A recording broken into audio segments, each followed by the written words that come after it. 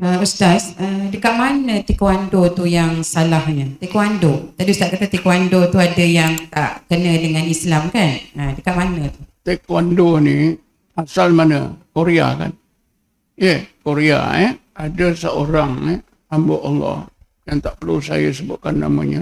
Mulanya hamba Allah ni pun marah saya sebab saya menganggap taekwondo tu tidak boleh, ada mengandungi unsur syirik dan boleh membahayakan orang yang beramal dengan seni bela diri taekwondo ni. Hamba Allah ni marah. Saya pun minta maaf lah, dah marah macam mana. Tapi kata saya, pandangan saya tak boleh nak ubah. Sebab saya yakin macam itu. 1-2 tahun lepas itu, dia ada peluang pergi ke Korea. Dan dia diajak ke tempat yang tertinggi, satu bangunan. Baru dia yakin di situ tempat yang macam pusat yang utama. Dia nampak sendiri memang betul. Dia nampak dengan mata kepala dia, memang betul ada unsur-unsur yang menyalahi Islam. Dari segi akidah. Ada pemujaan-pemujaan yang orang bawah ni tak tahu. Ini fakta yang sebenar. Orang itu sendiri cerita dengan saya. Dan dia pun cakap Alhamdulillah. Selain daripada itu, kita boleh telitikan. Ini Pelabuhan Kelang. Dalam tahun agak saya 2012, seorang pensara UiTM. Rumah dia dekat Sesing 9, belakang Hotel Concord. Tak jauh lah daripada Hotel Concord. Rumah dia link 2 tingkat. Dia bawa isteri dia ke pusat rawatan saya. Kebetulan saya ada. Hamba Allah ni, pensara ni jemput saya. Dia kata, isteri saya Ustaz ada dalam kereta. Dia sakit. Kata sakit apa? Dia gila. Berapa lama? Dah banyak tahun dah. Dah diobat ke mana? Rata dah. Ustaz-ustaz dah ubatkan. Saya pun pergi ke kereta tu. Isteri dia tu keluar. Keluar saja berdiri dekat tepi kereta. Ustaz, ada berita menggemparkan. Orang gila. Berita apa? Saya baru menerima perlantikan daripada kerajaan Malaysia. Saya dilantik sebagai timbalan Gubernur Bank Negara. Orang gila. Saya Alhamdulillah lah. Mari masuk. Dia nak masuk.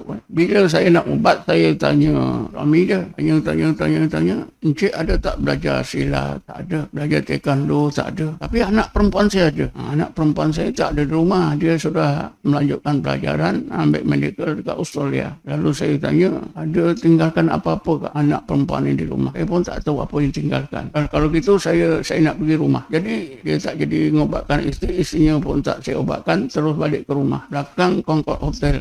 Saya masuk je satu bilik besar. Saya dah rasa seram. Saya dekati ada satu almari, semakin seram. Saya tanya pada pensara ini almari siapa? Ini almari anak saya. Saya buka. Dia buka je, saya nampak uniform taekwondo dengan tali pinggang. Saya boleh tak ni uniform ni, tali pinggang 2 ni bagi pada saya. Saya nak bakar. Boleh, saya bakar depan rumah. Isterinya sembuh serta-merta. Tak perlu saya mandikan, tak perlu saya buat apa. Kes macam ini banyak berlaku.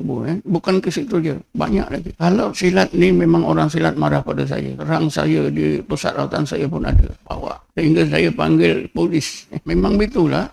Orang tak tahu. Pandangan saya ni pula luar dekat Soabah, dekat metro. Jadi dia orang marah. Tapi kata saya memang macam tu pandangan saya. Saya boleh buktikan.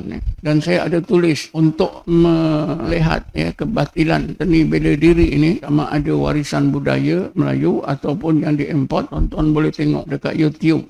Artikel saya yang telah saya tulis pada tahun 2013 dikeluarkan dalam majalah Al-Islam. Tapi majalah Al-Islam sekarang dah tak. Tonton boleh tengok YouTube. Jadi semua seni bela diri ini kalau kita tengok pukulan, tumbukan, tendangan, lompatan luar biasa tak? Luar biasa. Keadaan luar biasa itu ada 2 andaian. Makna luar biasa itu perkara yang berlaku itu luar biasa. Biasanya kalau tumbuk saja sakit macam mana pun apa. Ini tumbuk lebih kurang, orang itu boleh jatuh, boleh sakit yang luar biasa. Dia boleh menendang begitu tinggi, boleh tendang batu pecah. Jadi luar biasa ni ada 2 andaian. Yang pertama karomah. Luar biasa ni dalam bahasanya perkara yang khariqul adah, perkara yang berlaku luar daripada kebiasaan. Khariqul adah. Ada 2 andaian. Satu karomah, kedua sihir. Di dalam kitab-kitab lama, ulama yang menulis kitab lama itu memberi panduan tidak lengkap. Misalnya dalam kitab Mata' Badrin, Ustaz tahu lah macam-macam kitab. Beza antara sihir dengan karomah. Tenang saja. Sihir perkara yang luar biasa dilakukan dilakukan oleh orang yang jahat. Karomah, perkara luar biasa berlaku pada orang yang alim. Ini panduan tak cukup, tak lengkap. Kerana seseorang yang berketerampilan macam ustaz, pakai jubah, pakai serban, pegang tasbih, pergi masjid. Kalau dia ahli sihir, kita tak tahu sebab apa. Sihir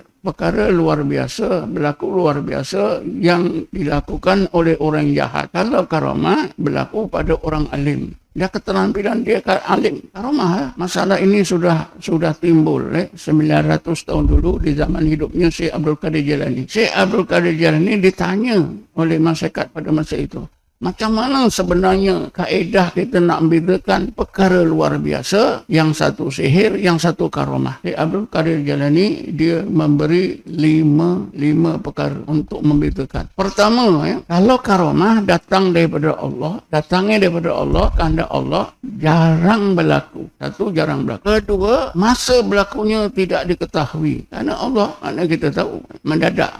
Ketiga, tidak berulang. Makna tidak berulang ni, kalau orang itu diberi satu karamah itu tidak berulang lagi. Macam Nabi dikurniakan Allah mukjizat, keluar air dari celah tangan sekali saja, tak berulang. Cuba telitikan mukjizat Nabi, satu mukjizat sekali, tidak berulang. Kecuali Quran itu berterusan. Kemudian kalau karamah dia tak hilang dengan sebab. Kalau karamah tak hilang dengan sebab. Satu lagi, saya lupa satu lagi, ada 5. Cuba saya ulas. Karamah datang daripada Allah. Lawannya kalau sihir itu datang daripada syaitan. Bila datang dari syaitan, maka sihir itu kebolehan seseorang. Misalnya, seorang ustaz memang diketahui oleh orang ramai, dia boleh keluarkan batu karang dengan cara begitu saja. Pelik itu ambil itu keluar batu karang. Kebolehan ustaz itu. Di Melaka ada macam ni, ustaz buat macam ni. Orang tanya saya, kalau kebolehan ustaz itu mengeluarkan batu karang, itu perkara pelik. Tapi sudah menjadi kebolehan ustaz, itu menunjukkan itu sihir. Sebab kalau karamah, dia berlaku sekali. Contoh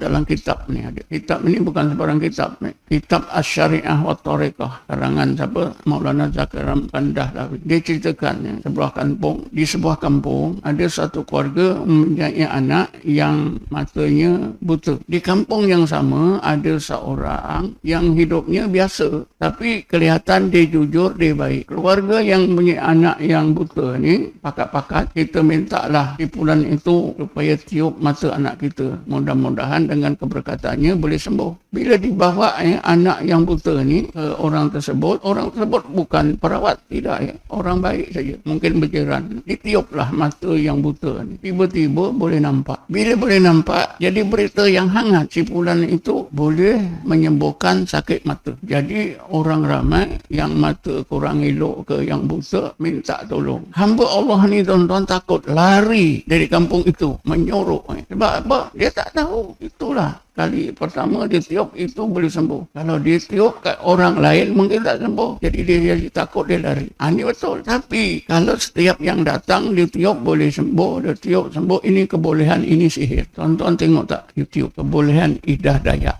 Ada dekat TikTok Idah Dayak, orang tangan gitu, orang macam-macam tak boleh jalan serta-merta. Itu kebolehan. Bila kebolehan itu bentuk sihir, walaupun sembuh. Ini Syekh Abdul Qadir Jilani. Jadi kalau perkara luar biasa, kebolehan seseorang, sifat seseorang itu sihir. Kalau datang yang mendadak, itu adalah karamah. Jadi Syekh Abdul Qadir Jilani menjelaskan. Kemudian kalau sihir, dia boleh hilang dengan sebab. Boleh hilang dengan sebab. Contohnya apa? Rawatan bedah batin. Ada dengar kan? Rawatan bedah batin ini adalah sihir. Dia boleh hilang, boleh tak berlaku bila kita baca ayat kursi. Ada seorang ibu tinggal di Pantai Layang dekat Muar, dekat Pekan Muar, daripada Bandar Muar lebih kurang dalam 3 batu. Kampung Pantai Layang. Seorang ibu ada anak lelaki umur 13 tahun, barah kepala, sudah dirawat, dibedah di hospital 2 kali pun tak sembuh. Akhirnya ibu ini dengan suaminya bawa ke pusat rawatan bedah batin. Si ibu minta izin masuk bilik sama-sama anak. Tukang bedah izinkan. Jadi si ibu tu duduk dalam bilik, tengok anaknya dibedah. Si ayah boleh tengok dari luar kerana ada cermin, tapi tak boleh masuk dalam bilik. tengok di luar. Apa yang dilihat oleh si ayah dengan si ibu ni berbeza. Si ibu tak nampak apa-apa. Tukang bedah ni cuma pegang-pegang kepala. Tak ada apa pun berlaku. Tapi si ayah tengok betul-betul pembedahan tu berlaku. Otak dia keluarkan, darah mengalir-ngalir. Bila balik, si suami, si ayah ni tanya pada isteri, kenapa engkau tenang je? Apa tak tenang? Tak ada apa berlaku kon? Betul ke? Betul, tak ada berlaku. Di bulan itu cuma pegang-pegang, tak ada apa. Titik darah pun dia tak nampak. Si suami cerita sampai Z begini. Jadi makcik ini panggil saya supaya rawat anak dia. Makcik ni cerita, tanya saya, kenapa Ustaz? Saya tak nampak apa-apa berlaku. Suami saya nampak begitu hebat. Saya pun tembak sajalah. Agak saya, kakak ini ketika dalam bilik itu membaca ayat kursi tak putus-putus secara perlahan-lahan. Betul Ustaz. Jadi belah batin itu sihir terbatal dengan bacaan ayat kursi. Dan ayat kursi ini tuan-tuan, ramai lagi orang yang mengamalkan dapat natijah yang pelik-pelik. Seorang ibu tunggal, pintu rumahnya dipecah. Tak sedar. Tiba-tiba perompak 2-3 orang kejutkan dia. Nak cari minta itu, minta ini. Kata makcik itu saya tak ada apa-apa. Padahal beg tangan dia tu penuh dengan macam-macam. Barang kemas, uang dan macam-macam. Ada atas tilam. Makcik ini cuma baca ayat kursi terus-menerus. Tak nampak beg tangan. Beg itu perompak itu tak nampak. Selamat. Perompak itu keluar tak dapat apa-apa. Ini makcik itu sendiri cerita dengan saya. Bagus betul ayat kursi ini. Jadi apa yang saya maksudkan di sini, kalau sihir dia boleh terbatas. Kalau karomah tidak boleh terbatal. Kerana datangnya daripada Allah Subhanahu wa ta'ala. Jadi daripada apa yang disebut oleh Syekh Abdul Qadir Jilani ini, tuan-tuan boleh rujuk dalam kitabnya Al-Ghunyah li Talibil Haq. Kitab Al-Ghunyah li Talibil Haq. Tak salah saya sudah diterima ke bahasa kita. Fiqh tasawuf ke apa? Fiqh sufi ke fiqh tasawuf. Asal kitab ini bertajuk Al-Ghunyah. Dalam kitab itu ada diterangkan oleh Syekh Abdul Qadir Jilani. Beza antara sihir dengan karomah, perkara ganjil. Dua-dua perkara yang luar biasa, tapi yang satu sihir, satu karomah.